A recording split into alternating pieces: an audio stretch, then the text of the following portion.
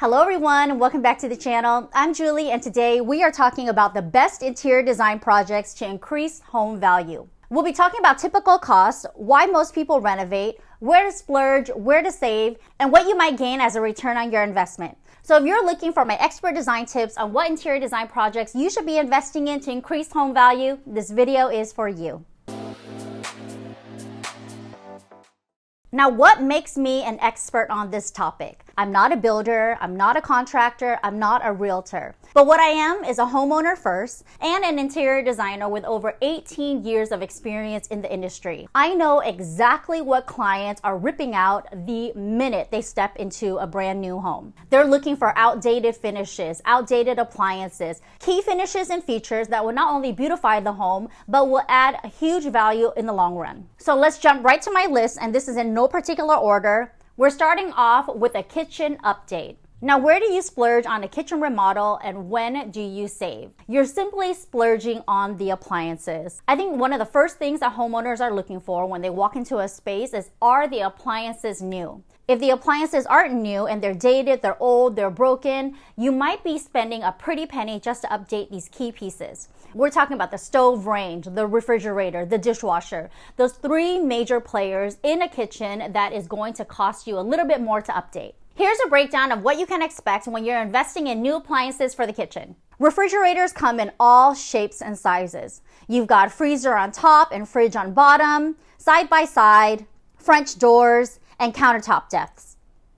A typical freezer on top and fridge on bottom will start anywhere between $500 to $1,000. A side-by-side refrigerator could run you from $1,000 to $2,000. A French door style starts at $1,500 and can go all the way up to $3,000 or more. I have a countertop depth refrigerator in my kitchen. It's an LG and that cost me $2,000, but I also consider it a luxury brand. The brand names that you might see popping up over and over again are Kenmore, LG, Maytag, Samsung, Whirlpool, GE, and Smeg. Homeowners now are really smart and savvy when it comes to their appliances. There are a ton of different market research articles and tools out there online to help you with your search. A brand new dishwasher can start at $500 and go all the way up to $2,000 or more. Whirlpool, Samsung, Miele, Maytag, KitchenAid, LG, and GE are huge players in the dishwasher industry. Keep in mind that Bosch and Thermador are manufactured from the same company. Bosch is considered the higher-end brand of the same label. They don't offer manufacturer warranties, so if you're looking for a really great dishwasher with a warranty, then I would choose Thermador between the two. Let's move on to your cooktop and your stove oven combo. You have a few options when it comes to updating your cooktop. We've got the electric stove, the induction stove, which both runs on electricity, and you also have a gas stove. You could also opt for a dual fuel combination with a gas cooktop and an electric oven. Electric stoves range from $500 to $1,000. Induction can start anywhere around $800 to $1,000 and go upwards to $2,000 or more. Gas stoves start at $1,000 and can go all the way up to $100,000 if you're really getting fancy. Typical mid-range cooktop brands include LG, Maytag, Whirlpool, Frigidaire, GE, KitchenAid, Samsung, Smeg, and Blue Star. If you're looking for something on the higher end, consider Wolf, Viking, Miele, Cafe, Thermador, Bertazzoni, Decor, Monogram, or Genair. Not everyone is looking for a brand name appliance the minute they walk into a kitchen. But if you're looking to invest in a quality appliance when it comes to your kitchen makeover, you want to key into those top players. These are the names that show up over and over again on the best of lists year after year. Moving on to the next item on my list, it is bathroom remodeling. Now, how much you spend on the bathroom is entirely up to you. It depends on how large the bathroom is, how small the bathroom is, if it's a powder bathroom, a half bath, a full bath. Consider how long you can enjoy this bathroom for before you decide to sell the house. If it's anywhere between 1 or 2 years and you're looking to upgrade immediately, I wouldn't shell out a whole lot. But if you know that you're going to be in your home for the next 5, 6, 7, 8 years, I would definitely invest in a full remodel because you're going to get to enjoy it for so much longer before you even think of selling the house. Let's break down a typical bathroom design and if you can afford to refinish the entire thing from start to finish. Let's first talk about all those structural changes that do require a permit. We're talking about opening up the walls to install a new shower fixture to change out the rough ends and the valves. If you're thinking about adding any additional electrical outlets, maybe a brand new vanity sconce or even overhead lighting, that will require a permit. Now, what does not require a permit? Any finish that is cosmetic and you don't have to open up the walls for. We're talking about flooring changes, tile changes, maybe even your shower or tub surround. You might want to swap out a brand new vanity cabinet. You might even want to update an old faucet or swap out your toilet for a brand new one. Those cosmetic changes do not require a permit, but they do take a little bit of effort to come up with a really cohesive design. Anytime you add a natural stone or a natural finish to your bathroom remodel, you are automatically increasing the home value. We're talking about marble countertops, natural stone flooring, maybe even a really beautiful artisan tile for the shower or tub enclosure. If you're looking for a greater return on your investment when it comes to your bathroom remodel, what you want to stay clear of is being really particular about the finishes. If you became obsessed with a really particular tile or a very bold color or wallpaper or a crazy pattern on the walls, these design moves may be so specific and unique to your personality, lifestyle, and aesthetic that it doesn't have general appeal. Now, why does that even matter? If I know that I'm living in a home for at least the next 5 years, I would say to hell with it. Invest where you want to invest. I mean, I wanted this really crazy pattern on the floor when I did my guest bathroom remodel, and I did it myself. It ended up costing me just under $100 and a little bit of sweat equity. Now, would I do it again? Absolutely, because it didn't cost me anything to renovate. Now, would I endeavor to demolish all of the wall-to-wall tile and create an entirely brand new installation?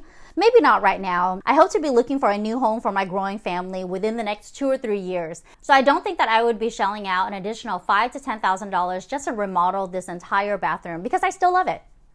The next item on my list is a garage door replacement. Now, why would you want to replace a garage door and how would this increase your home's value? You might have a worn out, dated, broken or dented, flat, bland, or even manual garage door with an old motor that's loud and noisy. You might even just want a brand new garage door as a welcoming refresh and introduction to your home. You might remember from my previous video, my garage makeover turned into my brand new home office that I was looking to replace the garage doors. I received quite a few estimates from different vendors and the lowest cost was $7,000 to replace my double garage doors. It's a typical size, 8 feet wide by 7 feet high times 2. So if you're looking to replace a single door, it could start between $3,000 to $3,500. This cost does not include upgrades like the mechanics, the motors, or installation. This was the base price and all of those add-ons do cost a little bit more.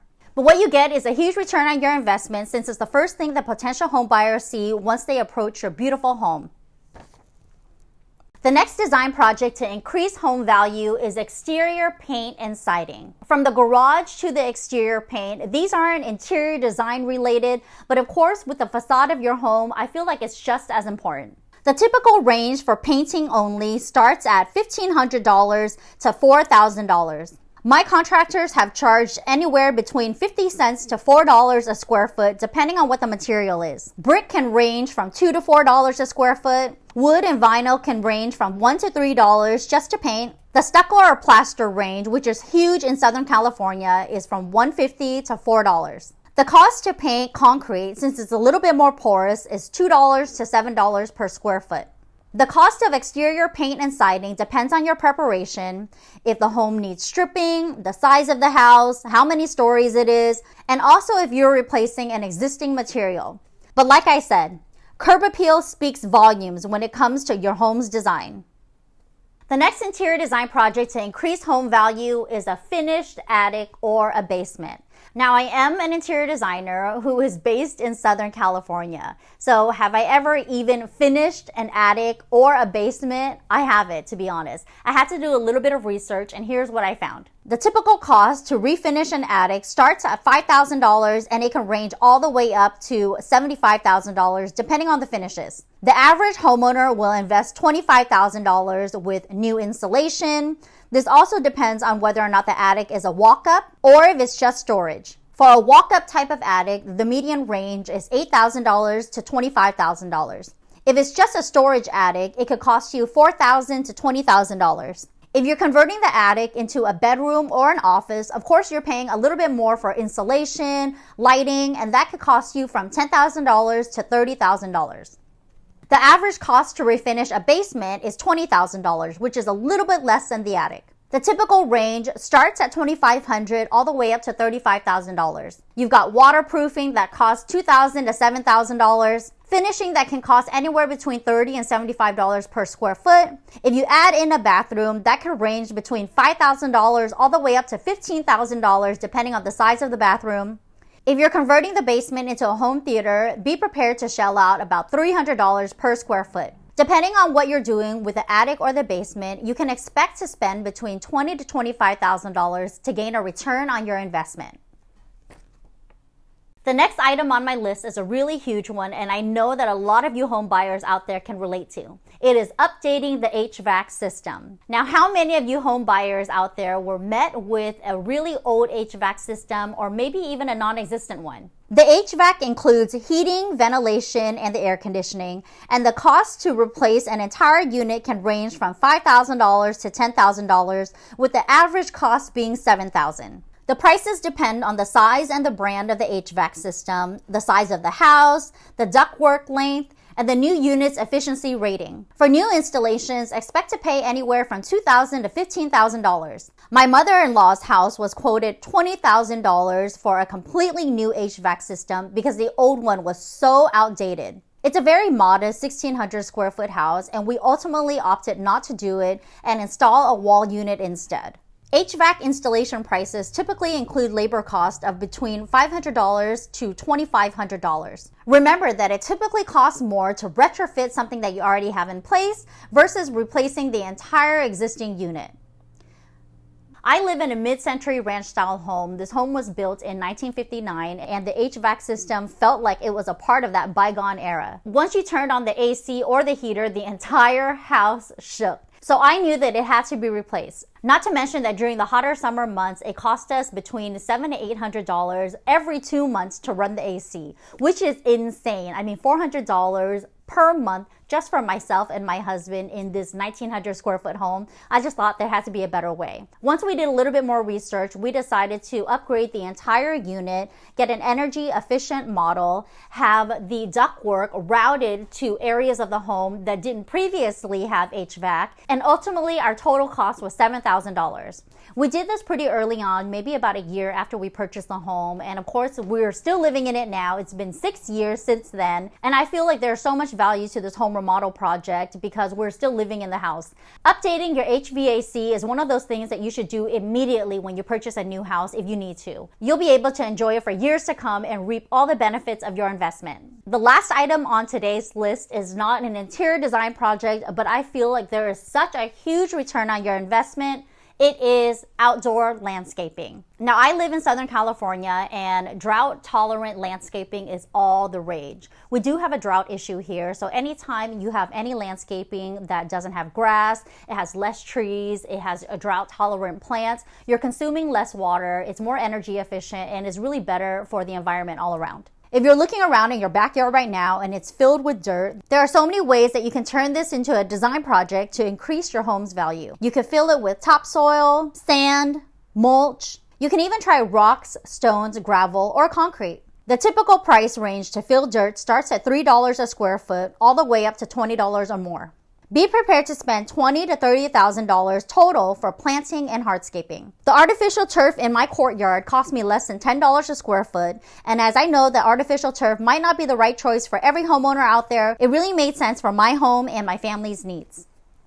That's it for today's video. What did you think of my list? Now, does everyone out there embark on an interior design project just to increase their home value? Most likely not. Now, my goal as an interior designer is to advise you on the things that I would and would not do.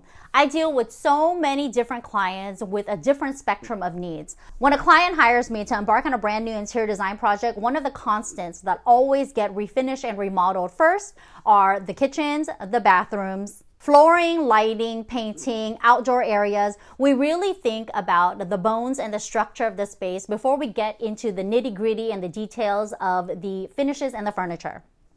I hope you got some really great ideas on the best interior design projects to increase home value. If you like this type of content, please give this video a thumbs up, comment below, and let me know if you have endeavored any of these home projects for my list. What did you renovate? How much did it cost you? What would you do differently this time around? I would love to get a discussion going in the comment section. I know that your answers are really going to help all of our viewers out there. Share this video with anyone you know who's looking to remodel or renovate any portion of their home. And of course, subscribe to my channel if you haven't already. Click that little notification bell to be notified of new videos that we drop every single Tuesday. Thank you for watching. I'll see you next week.